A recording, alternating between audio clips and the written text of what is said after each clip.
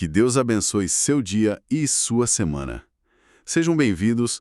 Hoje a gente vai mergulhar em um dos capítulos mais intensos e, olha, francamente, mais desconcertantes do livro de Jó, o capítulo 27. Desconcertante é a palavra perfeita, porque é um capítulo que parece, assim, uma grande contradição, né? Exato. Depois de debates acalorados onde Jó se defende com unhas e dentes, ele de repente começa a falar de um jeito que soa Igualzinho aos amigos que o acusam. exatamente como eles. E esse é o quebra-cabeça que a gente vai tentar montar hoje. A nossa missão aqui, com base em algumas fontes e estudos, é desvendar por que Jó, no auge da defesa da própria integridade, parece adotar a linha de raciocínio dos acusadores dele. É uma estratégia? É.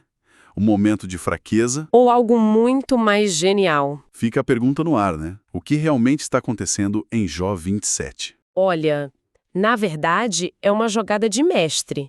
Ele não está cedendo, ele está virando o jogo de uma forma brilhante.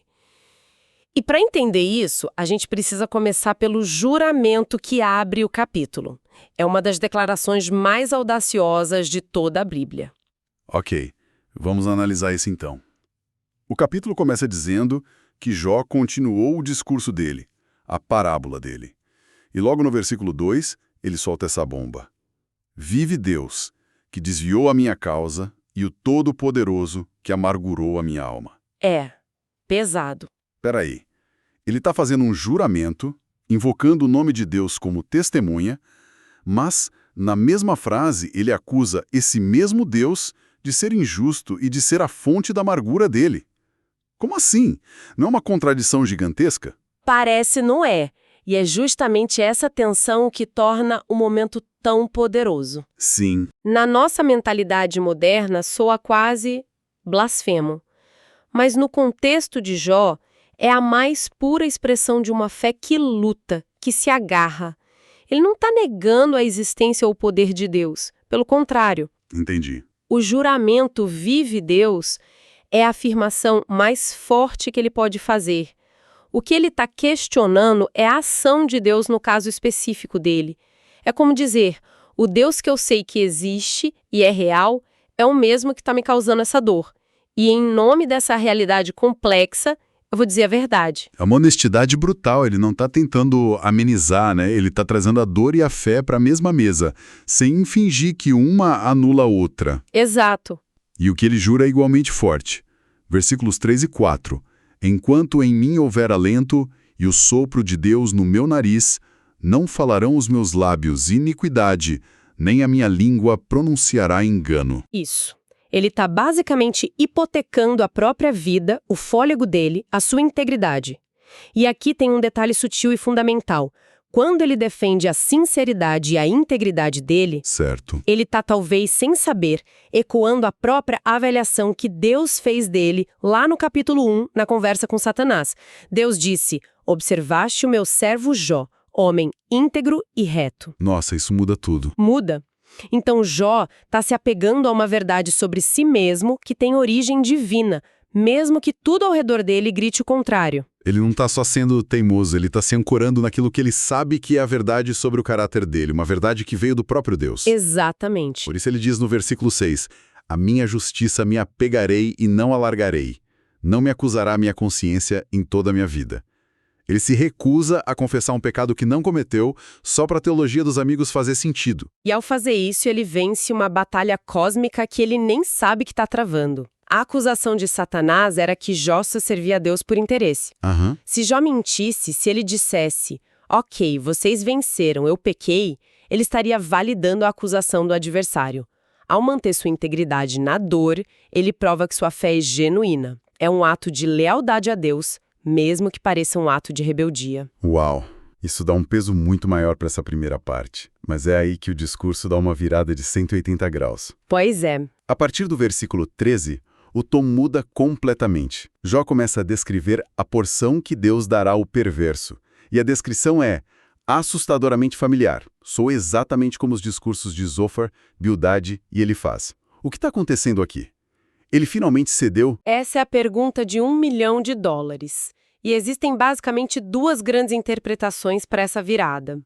Uma delas, que alguns estudiosos defendiam no passado, é que Jó estaria sendo irônico. Irônico. É, como se ele estivesse citando o livro de regras dos amigos para depois mostrar como aquilo não se aplica à realidade. Ele estaria dizendo, então vocês acreditam nisso, deixem-me recitar a cartilha de vocês, com tom de sarcasmo. Entendo a lógica. Mas isso combina com o estado de espírito dele? Sarcasmo parece uma arma um pouco pequena, perto da angústia existencial que ele está sentindo. Não parece o estilo dele até aqui. Esse é um ponto excelente. E é por isso que a maioria dos intérpretes hoje acredita em outra coisa, algo muito mais sofisticado. Jó não está sendo irônico, ele está se apropriando do argumento dos amigos para virá-lo de cabeça para baixo. Como assim? É uma manobra de mestre. Ele está dizendo, na prática, vocês acham que entendem de justiça divina. Deixem-me mostrar que eu entendo muito mais. Eu concordo com o princípio geral de que os maus são punidos. Agora sentem e aprendam como isso realmente funciona. Então é uma jogada de judô retórico. Ele não nega a força do argumento deles.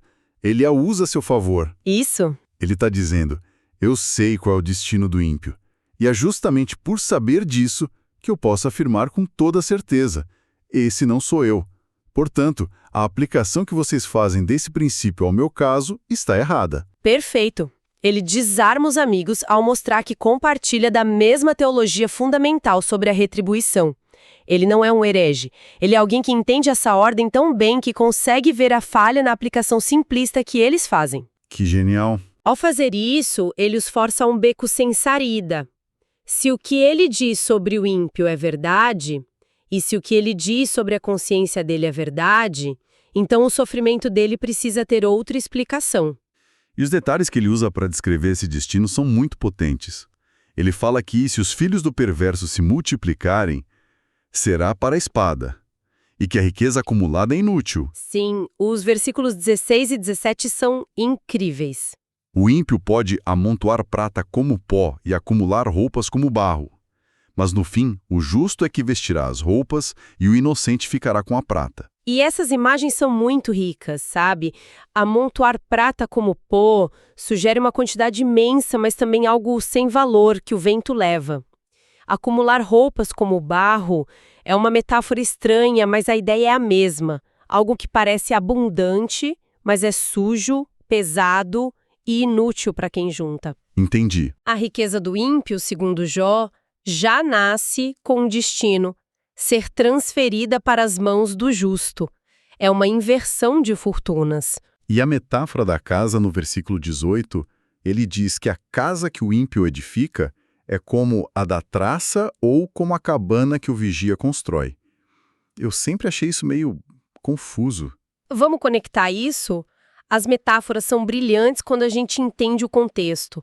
A traça aqui não é o inseto, mas provavelmente a larva que constrói um casulo. Um casulo. Sim, uma estrutura que parece uma casa, mas é extremamente frágil, feita para durar pouco e que se desfaz com um toque. E a cabana do vigia. A cabana do vigia era uma estrutura super temporária.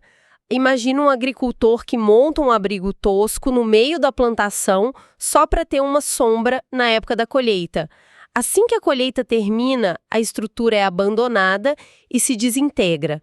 É o oposto de um lar. Então a casa não é só sobre riqueza, é sobre legado. Exato. A casa, na mentalidade bíblica, significa uma dinastia, uma família, algo que dura. Jó está dizendo que tudo que o ímpio constrói, a segurança, a família, a prosperidade, é uma ilusão. É uma miragem. Parece uma casa, mas é um casulo frágil, uma cabana de verão. Não tem fundamento, não tem futuro. Precisamente. Ele pode até morrer rico, como Jó diz no versículo 19. Rico se deita, mas não será sepultado com seus antepassados.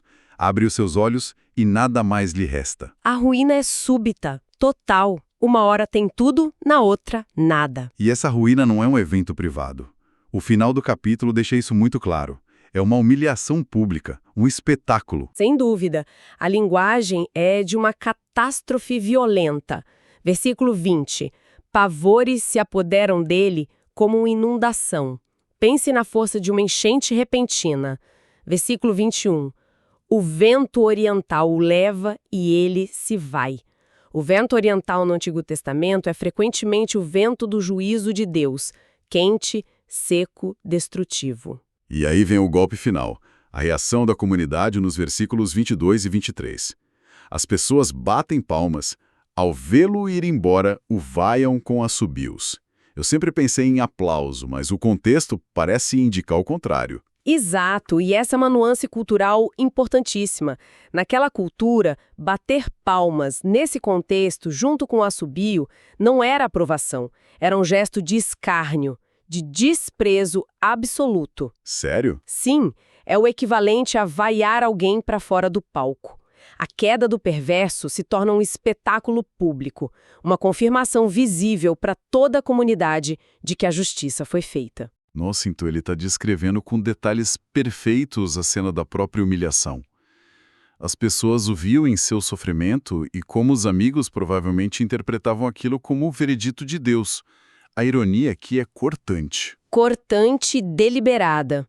Ele pega o roteiro que os amigos estão tentando impor a ele e diz: eu conheço essa história, eu sei como ela termina e o protagonista dessa história não sou eu. Ele se recusa a aceitar o papel. Exatamente.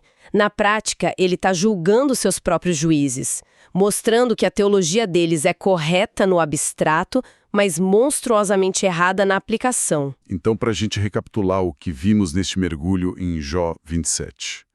Começamos com Jó fazendo um juramento chocante, invocando um Deus que ele sente que o feriu para defender sua integridade. Uma fé que não tem medo da própria dor. E então vimos sua estratégia retórica genial. Em vez de só negar as acusações, ele se apropria do argumento central dos amigos. Ele descreve o destino do ímpio com mais detalhes e força do que eles. E ele faz isso para traçar uma linha na areia e dizer: este é o retrato do culpado. Olhem para ele. Agora olhem para mim. Eu não me encaixo aqui. Portanto, vocês precisam encontrar outra explicação para o meu sofrimento. Ele não resolve o mistério, mas ele prova que a solução simplista dos amigos está errada. Isso mesmo. Ele abre espaço para uma verdade mais complexa e profunda, que só Deus poderá revelar mais tarde. E isso nos deixa com uma provocação final, uma ideia para refletir. Manda. O capítulo 27 levanta uma questão que ecoa até hoje. Como uma pessoa se apega à sua verdade interior, à integridade da sua consciência, quando todas as evidências externas dizem que ela está errada? E as vozes de pessoas próximas. Exato. O que fazer quando a sua realidade entra em conflito direto com a verdade do seu mundo? Jó nos mostra que a fé, às vezes, não é sobre ter todas as respostas. É sobre ter a coragem de se apegar à sua integridade e à sua busca honesta por Deus, mesmo no meio do caos e da dor. É uma busca teimosa pela verdade. É uma busca teimosa pela verdade, mantendo a consciência limpa quando tudo ao redor parece desmoronar. Uma busca teimosa pela verdade. É uma definição poderosa para a fé em tempos difíceis. E talvez seja a única que realmente importa nessas horas. Que Deus abençoe todos os ouvintes.